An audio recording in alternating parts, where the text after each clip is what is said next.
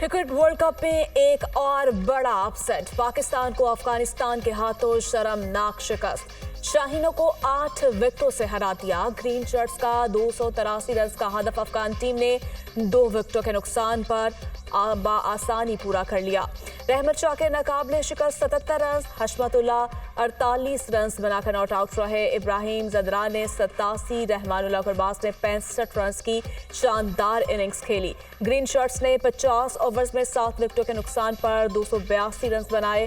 कप्तान बाबर आजम 74 और अब्दुल्ला शफीक 58 रन बनाकर नुमाया रहे। इब्राहिम जदरान मैच के बेहतरीन खिलाड़ी करार।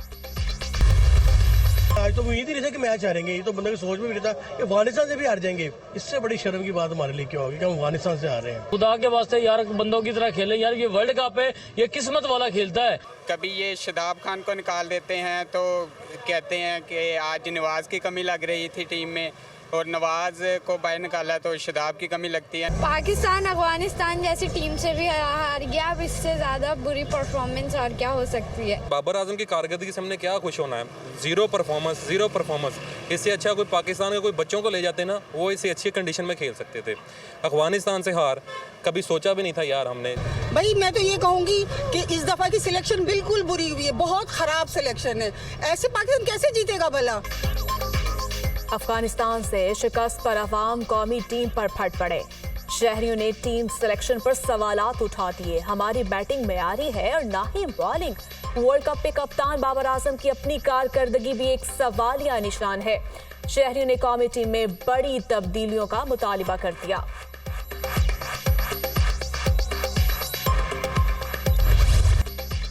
सुप्रीम कोर्ट ने फौजी अदालतों में सिविलियंस के ट्रायल को गैर आईनी करार दे दिया। आर्मी एक्ट के सेक्शन 21D1 और 21D2 को गैर आईनी करार दे दिया। ऑफिशियल सीक्रेट एक्ट के शेक 59(4) भी गैर आईनी करार।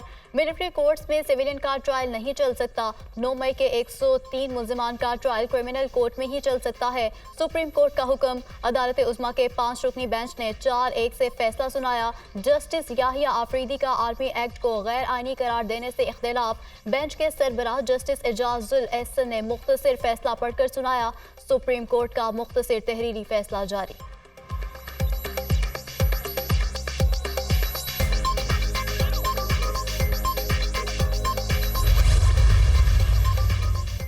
फौजी अदालतों में सिविलियंस ट्रायल का केस सुप्रीम कोर्ट ने 9 मुत्तफारिक दरखास्तें वापस लेने की बुनियाद पर मुस्तरद कर दी। किसी जुर्म में मुल्जिमान का ताल्लुक आर्म्ड फोर्सेस से साबित हुआ तो एक्ट लागू होगा। जो ड्यूटी पर मौजूद ना हो मगर किसी हमले से मुतासर हो जाए तो उसका मुआवजा अलग है। अटॉर्नी जनरल के दलाइल। आप सारी आर्म्ड फोर्सेस के केसेस पढ़ रहे हैं। इन केसेस का मौजूदा केस से क्या ताल्लुक है? जस्टिस मुजाहिर नकवी का इस्तफसार। दहशत गर्दों का ट्रायल करने के लिए आईनी तरमीम जरूरी थी, आम शहरियों के लिए नहीं। जस्टिस एजाजुल एहसन के रिमार्क्स। ऐसी सूरत में बुनियादी हकूक का क्या होगा? जस्टिस आयशा मलिक का इस्तफसार।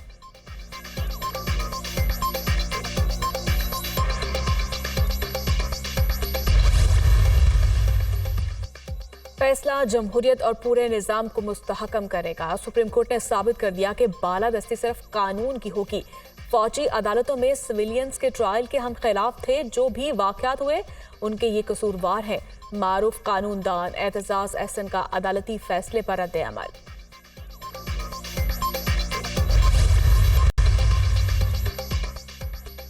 साइफर केस में चेयरमैन पीटीआई और शाह महमूद कुरैशी पर फर्द जुर्म आए, दोनों का सहते जुर्म से इनकार। खुसूसी अदालत ने साइफर केस के गवाहान को 27 अक्टूबर को तलब कर लिया। ओपन कोर्ट में फर्द जुर्म पढ़कर सुनाई गई। दोनों को जारी के कमरे में बिठाया गया। जज की जानिब से फर्द जुर्म पढ़ने के बाद चेयरमैन पीटीआई और शाह महमूद कुरैशी ने कहा कि समझ नहीं आई। दोनों ने फर्द जुर्म आयद होने के बाद दस्तावेजात पर दस्तखत कर दिए।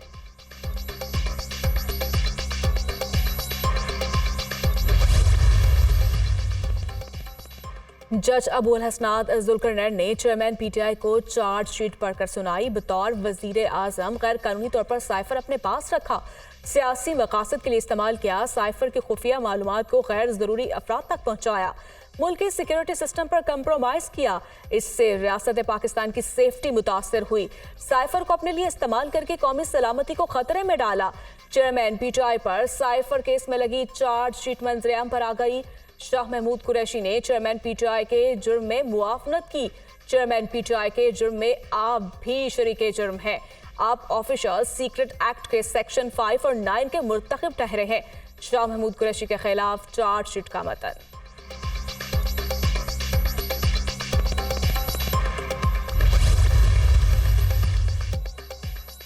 चेयरमैन पीटीआई ने इस्लामाबाद हाई कोर्ट में साइफर केस के ओपन ट्रायल की अपील दायर कर दी। ऑफिशियल सीक्रेट एक्ट खसूसी अदालत जज की तैनाती के खिलाफ भी अदालत से रुजू। इस्लामाबाद हाई कोर्ट के सिंगल बेंच के खिलाफ इंट्रा कोर्ट अपील दायर।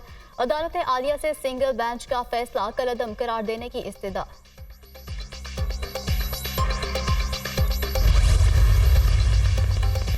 साबिक वजीर खजाना इसहाक डार को अदालत से बड़ा रिलीफ। आमदन से जायद असासाजात रेफरेंस से बरी। एहतसाब अदालत इस्लामाबाद ने महफूज फैसला सुना दिया। इसहाक डार के खिलाफ करप्शन के सबूत नहीं मिले। नैब को बरियत पर कोई एतराज नहीं। नैब प्रोसिक्यूटर का अदालत में मौक़िफ़।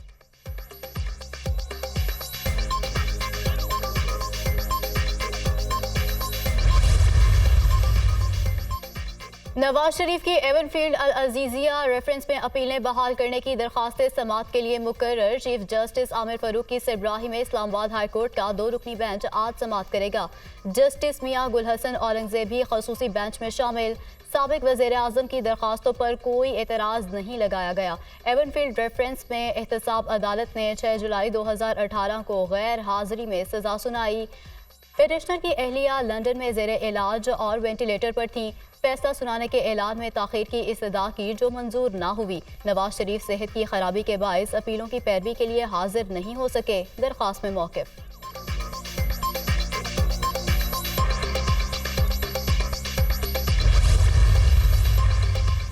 चेयरमैन पीटीआई की तौहीन इलेक्शन कमीशन केस में आज तलबी। वजारत दाखिला और इस्लामाबाद पुलिस ने पीटीआई सरबराही की पेशी को सिक्योरिटी रिस्क करार दे दिया। चेयरमैन पीटीआई को आज इलेक्शन कमीशन में पेश करने से भी मुआसरत कर ली। वजारत दाखिला और वफाक पुलिस ने अपने मौक़िफ़ से इलेक्शन कमीशन को आगाह कर दिया। तौहीन इलेक्शन कमीशन केस में ईसीपी ने फर्द जुर्म आयद करने के लिए चेयरमैन पीटीआई को आज तलब कर रखा है।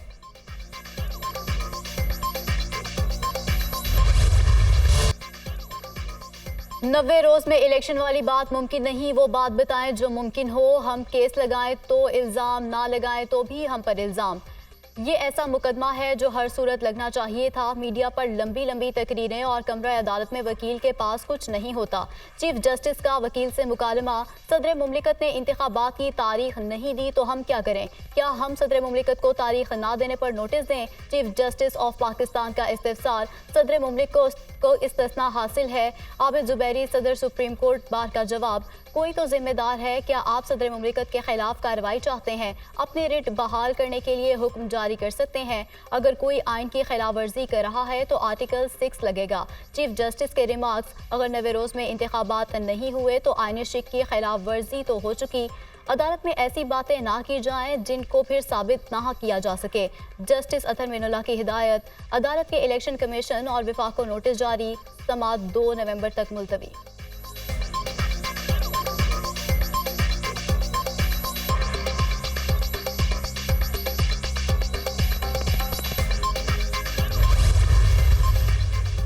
नब्बे रोज में इलेक्शन के सुप्रीम कोर्ट की समाअत का मुख्तसर हुक्म जारी।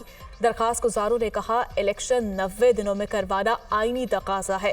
पेटिशनर्स का मौक़िफ़ है कि आज फैसला हो तो 90 दिनों में इंतखाबात मुमकिन नहीं। तहरीक इंसाफ के वकील ने आर्टिकल 254 का हवाला दिया। दरखास्त गुजारों के मुताबिक इलेक्शन कमीशन ने मरदमशुमारी के बाद हल्का बंदियाँ शुरू कर दी। बताया गया कि हल्का बंदियों का काम 14 दिसंबर तक मुकम्मल होगा।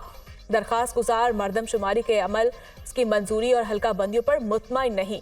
दरखास्त गुजारों का कहना है कि ये सारा अमल इंतखाबात की ताखीर का बहाना है। दरखास्त गुजारों से पूछा गया कि इलेक्शन की तारीख ना देने का जिम्मेदार कौन है। दरखास्त गुजारों ने अदालती सवाल का मुख्तसर जवाब दिया। फैसले का मतन। Army chief general Asim Munir की नस्र के कॉन्वोकेशन में शिरकत। नुमाया कारकर्दगी दिखाने वाले तालिब इल्मों को एजाज़ात से नवाजा गया। ग्रेजुएट तलबा, वालिदैन और असातिज़ा को दिली मुबारकबाद दी। ये दिन तब्दीली से ज़्यादा जिम्मेदारी के इजहार का मुतकाज़ी है। तलबा पर फ़र्ज़ है वो मुल्की मसाइल का हल तलाश करें। चैलेंजेस के हल के लिए फ़िक्री वसाइल को बुरुए कार लाएँ। तालीम एक ऑप्शन नहीं बल्कि ज़रूरत है। आर्मी चीफ का इजहार ख्याल।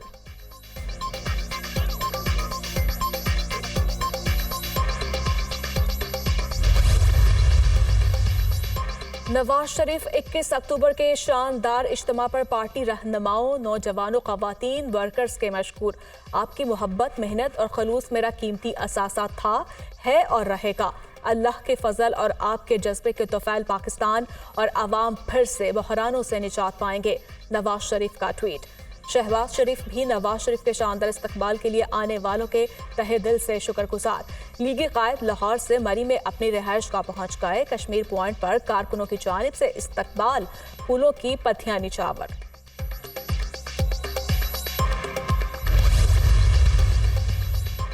बिलावल भुट्टो ने इलेक्शन की तारीख देने का मुतालबा फिर दोहरा दिया। ताखीर इंतखाबात ना कराने के बराबर है। पीपल्स पार्टी जमहूरी जमात है, इलेक्शन का मुतालबा हमारा हक है।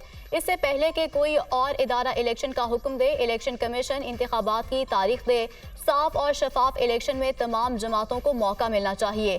जमहूरियत आइन और आइन इंसानी हकूक़ का तहफ़्फ़ुज़ करता है। आइन किसी भी रियासत की रूह होती है। पीपी चेयरमैन बिलावल भुट्टो का सुप्रीम कोर्ट बार एसोसिएशन की तकरीब से खिताब।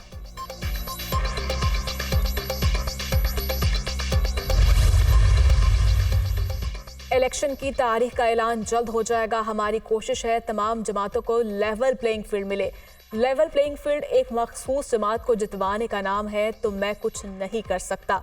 नवाज शरीफ को कोई सियासी फायदा नहीं दिया गया। वो पैदाइशी पाकिस्तानी है, बायोमेट्रिक उनका हक है। एक डेटाबेस प्रोसीजर को इस तरह पेश किया गया कि लेवल प्लेइंग फील्ड नहीं है। हर सियासी जमात को अपने अपने बयानिए पर फोकस करना चाहिए।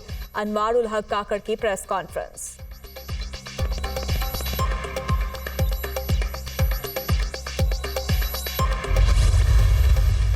इक्तिसादी राब्ता कमेटी ने घरेलू, कमर्शियल और सनती सार्फिन के लिए गैस टैरिफ में इजाफे की मंजूरी दे दी। नई गैस टैरिफ का इत्तलाक 1 नवंबर 2023 से होगा।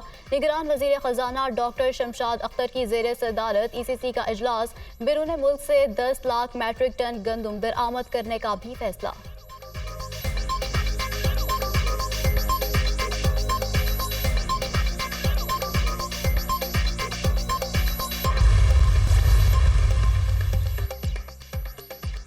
समुद्री तूफान तिज का 8वां अलर्ट जारी, मजीद शिद्दत इख्तियार कर गया। ओमान से 270 और यमन से 70 किलोमीटर के फासले पर, गवादर से 1500 किलोमीटर दूर हवाओं की रफ्तार 130 किलोमीटर फी घंटा से तजावुज।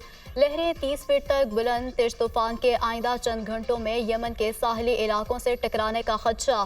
पाकिस्तान के किसी साहली मकाम को तूफान के असरात से कोई खतरा नहीं, महकमा मौसमियात।